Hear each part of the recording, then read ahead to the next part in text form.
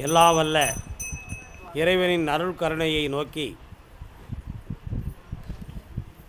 இந்த அருள்மிகு வழிகாட்டு மாளிகைப்பாறை கருப்பசாமி திருக்கோவிலுக்கு வருகை தந்திருக்கிற எல்லா பக்தர்களுக்கும்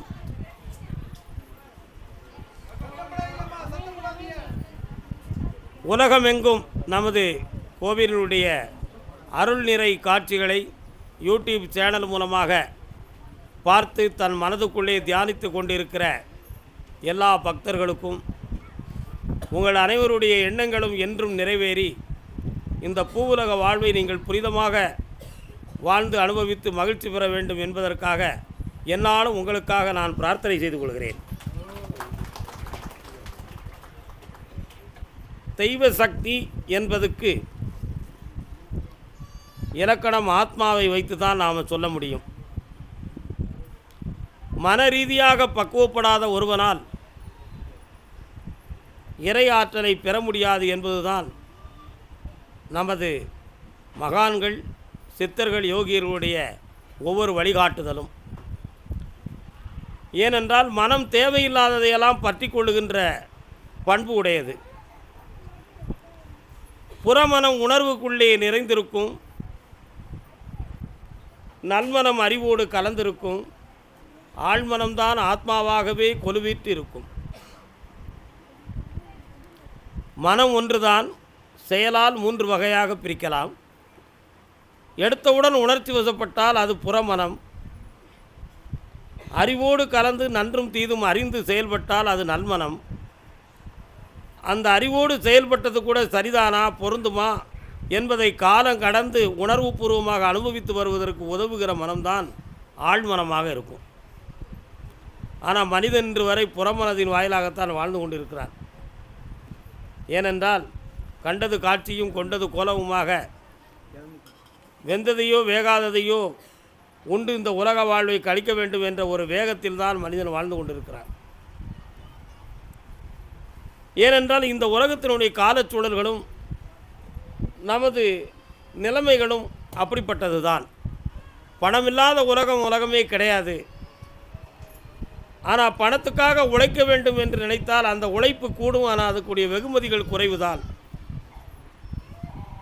இப்படிப்பட்ட பற்பல விஷயங்கள் இருக்கும் பொழுது மனிதன் அவசரப்படுகிறான், அந்த பணத்துக்காக கடன்பட்டு விடுகிறான், அவதிப்படுகிறான், அதை நிறைவேற்ற வேண்டும் என்பதற்காக வேகப்படுகிறான்.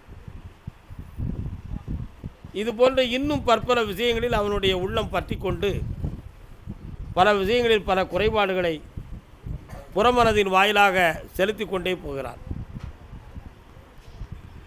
ஞானியர்கள் கூட ஒரு குறிப்பிட்ட காலங்களில் பக்குவப்படாமல் ஆச்சாரம் அனுஷ்டானங்களுக்கு கட்டுப்பட்டு பரந்த மனப்பான்மையை பெறாமல் வீழ்ச்சியடைந்தவர்களும் உண்டு.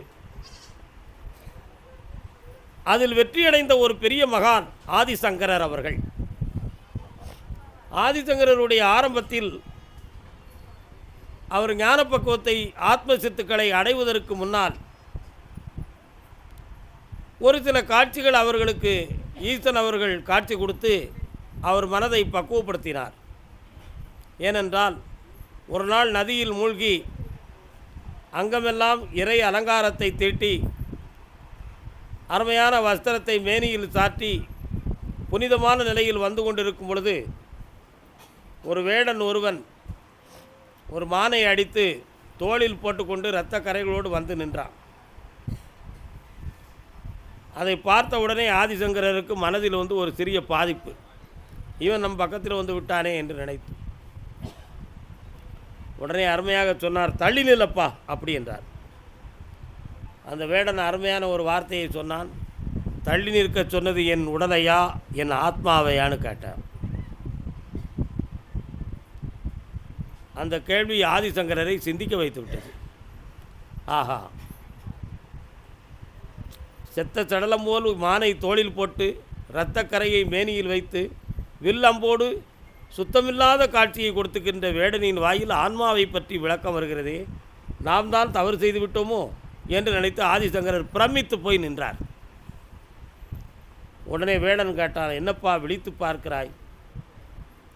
மேனிக்குத்தானே ஆச்சாரம், உடலுக்குத்தானே ஆச்சாரம், ஆத்மாவுக்கு ஆச்சாரம் ஏது? ஆத்மாவுக்கு குலம் கிடையாது, கோத்திரம் கிடையாது, சாதி கிடையாது, மதம் கிடையாது, சாத்திரம் கிடையாது. அப்படிப்பட்ட ஆன்மாவை தாங்கியது தானே இந்த உடல். எதன் அடிப்படையில் என்னை தள்ளி நிற்க சொன்னாயின்னு கேட்டார். ஆதிசங்கரர் குனிந்து பணிந்து பாதம் பணிந்து சென்றார். அதற்கு பிறகு என்னை யார் என்று நினைத்தான்னு கேட்டான். சர்வேஸ்வரனாக காட்சி கொடுத்தார்.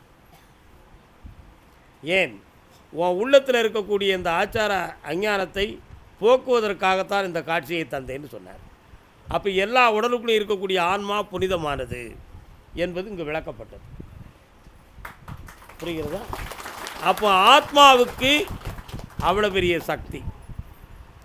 மனிதன் கூட தன்னுடைய ஆத்மாவை பார்ப்பதற்கு முயற்சி பண்ணுகிற பொழுதுதான் ஞானத்தை அடைகிறார். ஆனால் இந்த ஆத்மாவை எப்படி பார்ப்பது என்பதற்காக வழி கிடைக்காமல் மந்திரம் தந்திரம் போன்ற விஷயங்களிலெல்லாம் ஈடுபட்டு அந்த கைங்கரியங்களை கற்றுக்கொண்டு இருக்கும் பொழுது அதில் காசு பணம் வந்தவுடன் இதுதான் இறை தொழிலாக இருக்குமோ, இதுதான் இறைநிலையாக இருக்குமோ என்று மாயையிலே மயங்கி அவன் வழிகளில் அதுவே இறைவன் என்று மூழ்கிவிட்டான். ஆனால் அந்த நிலைகளை தாண்டி வந்த பிறகுதான் ஞானமே கிடைக்கிறது என்பதை காலங்கடந்துதான் உணர்வான். மனிதன் தன் ஆன்மாவை பார்ப்பது எப்படி அப்படி என்பதற்கே ஒரு சில வழிமுறைகள் ஞானிகள் நமக்கு கற்றுக் கொடுத்திருக்கிறார்கள். மனிதனுடைய சரீரத்திலிருந்து 1 இன்ச்சு அகலத்திலே நம்முடைய ஜீவகாந்த சக்திகள் படர்ந்திருக்கிறது. ஜீவகாந்த சக்தினா என்னது? ஆத்மசக்தி. எல்லா மனிதனுக்கும் மட்டும் இல்லை, இவ்வுலகில் தோன்றிய 8000 ஜீவஜந்துக்களுக்கும் அப்படித்தான். அந்த ஆத்மசக்தியை பக்குவப்பட்ட மனிதன் மனதால் அறிவால் ஒருங்கிணைந்து ஒரு இடத்துக்கு கொண்டு வரக்கூடிய நிலையை அடைந்தான் என்றால் அவன் பக்குவப்பட்டு வருகிறான் என்பது அர்த்தம். அதே ஜீவகாந்த சக்தியை தன்னுடைய உடலில் சகசிராரம் என்னும் தலையாயமாக இருக்கக்கூடிய ஆதாரத்தை திறந்து மூலாதார வரை அந்த ஆரா என்னுன்ற ஜீவகாந்தத்தை இறக்கிவிட்டான் என்றால் அவனுடைய மேனியும் அவன் மனநிலைகளும் தெய்வ நிலைகளில் மாற்றம் கொடுக்கும். அப்பொழுது அவன் ஆன்மாவை ஒரு வழி நெறிப்படுத்தியிருக்கிறான் என்பது பொருளாகும்.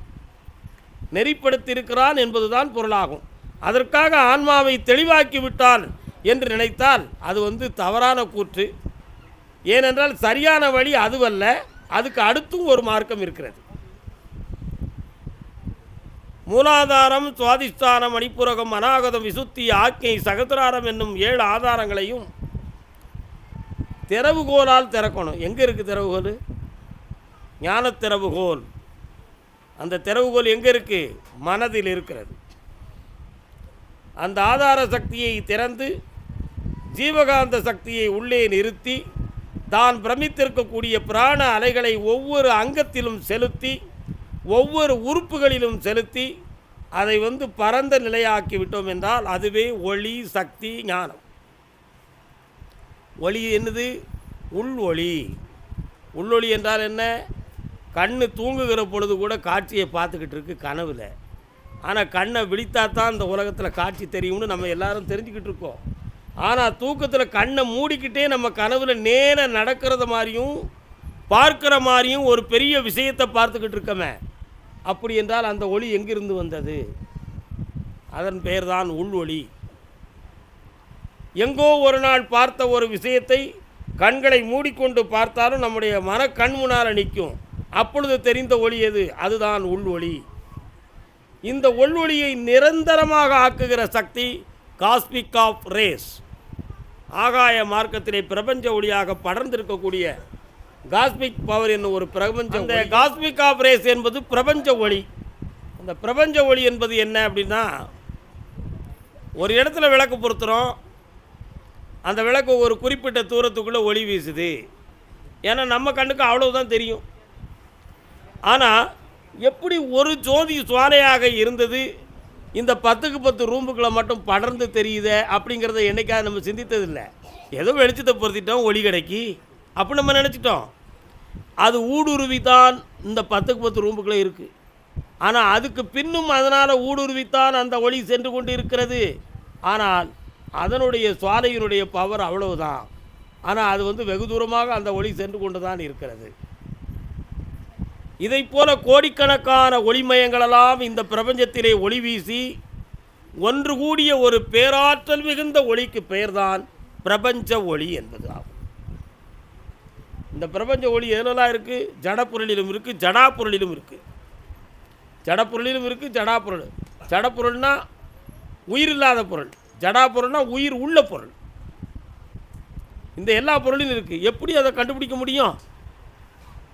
சாதாரண ஒரு கல்லை எடுத்து முப்பட்டை கண்ணாடியில் பார்த்தோம்னா 7 வண்ணங்கள் தெரியும். ஆய்வகத்தில், அறிவியல் ஆய்வகத்தில் இருக்கக்கூடிய முப்பட்டை கண்ணாடிக்கு முன்னால் ஒரு கல்லை தூக்கி கொண்டு போய் காட்டினோம்னா அந்த கல் என்ன வடிவத்தில் இருக்கோ அதே வடிவத்தில் 7 வண்ணம் தெரியும். அந்த வண்ணம் என்னது? ஒளி. நீட்டமாக ஒரு கம்பை கொண்டு முப்பட்டை வடிவத்தில் காட்டினா அதே நீட்ட வடிவத்தில் 7 ஒளிகள் தெரியும், 7 நிறமும் தெரியும். அது உள்வொளி. இதை மாதிரி உயிருள்ள பொருள்லையும் அந்த ஒளி இருக்குது, உயிரற்ற பொருளிலும் இருக்குது, அது ஒளி.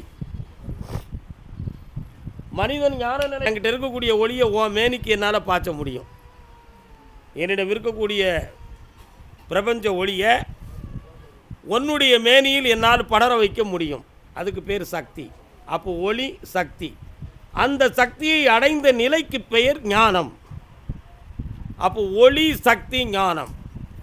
ஒவ்வொரு முறை தவம் இருக்கின்ற பொழுதும் தன்னுடைய உள் மனதுக்குள் ஒளி சக்தி ஞானம் கிடைக்க வேண்டும் என்ற நோக்கோடு ஒருவன் தவம் இருந்து விட்டான் என்றால் அவனுடைய ஆன்மா வலிமையாயிரும். ஆன்மா வலிமையாயிரும், மனம் தெளிவாயிரும். அப்படி உள்ளுக்குள்ளே ஒரு பிரகாசம் மிகுந்த ஒரு பேரானந்தம் கிடைச்சிடும். இதுதான் இந்த சக்தியை பெறக்கூடிய ஒரு பெரிய பாக்கியம். இந்த நிலைகளை அடையணும். ராமகிருஷ்ண பரமஹம்சர் அவர்கள் அந்நிலைகளை அடைந்திருந்தார். சுவாமி விவேகானந்த அவர்கள் அந்நிலையை அடைந்திருந்தார். வள்ளலார் அவர்கள் இந்த நிலைகளை அடைந்திருந்தார். ஆனால் இவர்களுக்கெல்லாம் முன்னோடியாக இருந்த மகா முனிவர்களெல்லாம் இதைவிட ஒய்யாரமான மாபெரும் பேராற்றலை அடைந்திருந்தார்கள். ராமகிருஷ்ணர், அப்புறம் ராமகிருஷ்ணர்னு சொன்ன உடனேயே நமக்கு அதை உணர்ந்து பார்த்தா தான் தெரியும். மனிதனோடு மனிதனாகவே வாழ்ந்து நமக்கு ஞானத்தை போதித்த ஒரு பெரிய மகான். அவரை கூட ஒருவன் போட்டியாக நினைத்து அவனுக்கு என்ன பெரிய சக்தி இருக்கோ எனக்கும் சக்தி இருக்குது பார்க்குறேன் அப்படின்னு சொன்னார். ஆனால் அது அவனுடைய மனசு. ஆனால் அவர் யார்கிட்டையும் போட்டி போடுறதுக்கு வரல. அவர் தெளிவாக உட்கார்ந்துருந்தார். ஒரு கொல்லுப்பற்ற ஆசாரி ஒரு சின்ன இரும்பு துண்டை நல்ல நெருப்பில் காய்ச்சி டப்பா பொடியில் தண்ணி வச்சுருப்பார். தண்ணியில் முக்கி 2ஆம் தரமும் சமட்டியால் அடித்து அடுத்து காய்ச்சி 12ஆம் தரம் தண்ணியில் முக்கி, இது தொழில் கர்ப்பம். இதை செய்துக்கிட்டு இருக்கும் பொழுது டப்பா நிறைய தண்ணி இருந்துச்சு. அப்படி அந்த தண்ணியில் முக்கி முக்கி அடித்து வர டப்பாவோட தண்ணி பூரா கீழே வற்றிக்கிட்டே போச்சு. நல்லா சிந்திச்சார். இந்த இரும்பு சூடாகி டப்பாவில் இருக்கக்கூடிய தண்ணியை நம்ம முக்கி எடுத்ததுனால தண்ணியே வற்றிடுத. பக்கத்து வீட்டுக்காரன் கிணறு நிறைய தண்ணி கிடக்க, அவன் குடிக்க தண்ணி இல்லாமல் போகணும். அதனால் ஒரு பெரிய இரும்பை சூடாக்கி அந்த கிணத்துக்குள்ளே போட்டுருவோமேனு ஒரு நல்ல எண்ணம் அவனுக்கு தோன்றியது. எப்படி எண்ணம்? நல்ல எண்ணம். ஒரு பெரிய இரும்பை நல்ல அருமையாக உலையில் போட்டு காய்ச்சி அவன் விலைக்கு வாங்கி வச்சுருந்த இரும்பு துண்டு சிற்றறிவான மகான்களையும் ஞானியர்களையும் தெய்வீகவாதிகளையும் தவறாக கருதி கொள்வதற்கு எடுத்துக்காட்டாக இது ராமகிருஷ்ணர் தன்னுடைய வரலாற்றிலே எழுதியிருக்கிறார். அடுத்ததாக ராமகிருஷ்ணரிடம் ஒரு அன்புக்குரிய ஒரு நண்பன் சாமி, நான் உங்களை நினச்சி தியானம் பண்ணி இருந்தேன். சில நாட்கள் நான் தவமாக இருந்து எனக்கு ஒரு சித்து கிடைத்து விட்டதுன்னா. என்னப்பா கிடைச்சிதுன்னு கேட்டார். நம்ம ஊரில் ஓடக்கூடிய அந்த சிற்று ஆறு, இந்த தண்ணியில் நான் நடந்து போயிடுவேன் அந்த கரைக்கும் இந்த கரைக்கும்னார். நீ நடந்து போனது தப்பு இல்லை, சார் தான். எத்தனை வருஷம் இதுக்காக நீ தவம் இருந்தானார்? 6 வருஷம் இருந்தோம்னா. 6 வருஷத்துக்கு நீ வேஸ்ட்டாகிட்டப்பான்னார். எப்படி சாமி சொல்கிறான்? இந்த கரையிலேருந்து அந்த கரை போதுக்கு வெறும் 20 பைசா தான் அந்த ஓடக்காரனுக்கு கொடுக்கணும். நீ சம்பாத்தியம் பண்ணது வெறும் 20 பைசா தான் இந்த 6 வருஷத்தில். ஆனால் அவன் பிழைப்பு ஒன்றால் வரக்கூடிய 20 பைசாவும் நஷ்டமாயிடுது. நீ சாதாரணமான இந்த ஸ்தம்பித்தல் என்னும் ஒரு விஷயத்தை படிக்கிறதுக்கு தெரிஞ்சுக்கிறதுக்கு 6 வருஷத்தை வீணாக்கிறத விட இந்த 6 வருஷமும் ஆண்டவன் நினச்சி நீ தவம் இருந்திருந்தா உனக்கு எப்பேற்பட்ட ஆற்றல் கிடைச்சிருக்கும் தெரியுமான்னு சொன்னார். இப்படிப்பட்ட ஒவ்வொரு விஷயங்களையும் நமக்கு மகான்கள் ரொம்ப தெளிவாக நமக்கு உணர்த்தியிருக்கிறாங்க. அதனால் மனிதனுக்கு எண்ணங்கள் ரொம்ப முக்கியம். எண்ணங்கள் முக்கியமாக இருந்தாலும் செயல்படுவதற்கு வழித்தோன்றல் மிக முக்கியம், வழிகாட்டுதல் மிக முக்கியம். அவைகளெல்லாம் சரியாக செயல்பட்டு வந்துட்டோம் அப்படின்னு சொன்னால் இந்த உலகத்தில் எல்லா விஷயத்தையும் பொறுமையாக பெருமையாக இருந்து சாதிக்க முடியும். நம்முடைய மனசை தான் சரி பண்ணணும். என்ன மனசுக்கு வைத்தியம் உலகத்தில் வெளியில் கிடையாதுயா, உள்ளே தான் இருக்கான். உண்மையா இல்லையா? நம்ம மனசு சரியில்லைன்னா வைத்தியம் யார்? உள்ளே தான் வைத்தியம் இருக்கான், வெளியில் எங்கே இருக்கான்? அதனால் மனதுக்கு வைத்தியத்தை பார். ஞானத்தை தவிர ஒரு வைத்தியம் பூலோகத்தில் கிடையவே கிடையாது. மனதுக்கு வைத்தியம் பூலோகத்தில் வேறு எங்கேயும் இல்லை. ஞானம்தான் வைத்தியம். நீங்கள் சொல்லக்கூடிய நான் சொல்கிறது மனநிலை பாதிக்கப்பட்ட விஷயத்தை பற்றி நான் பேசலை. கெட்ட எண்ணங்கள் தோன்றக்கூடிய மனசுக்கு வைத்தியம் நம்மகிட்ட தான் இருக்குது. ஆனால் நம் உள்ளத்தை தூய்மையாக்க வேண்டும். நான் மனதை மாசில்லாத நிலையாக ஆக்க வேண்டும். மாசில்லாத மனதில் ஈசன் குடியிருப்பான் என்ற உண்மையை உணர்ந்து அருமையான அருள்வாக்கை தொடங்கி எல்லோரும் பலன் பெற வேண்டுகிறேன். வாழ்க வணக்கம்.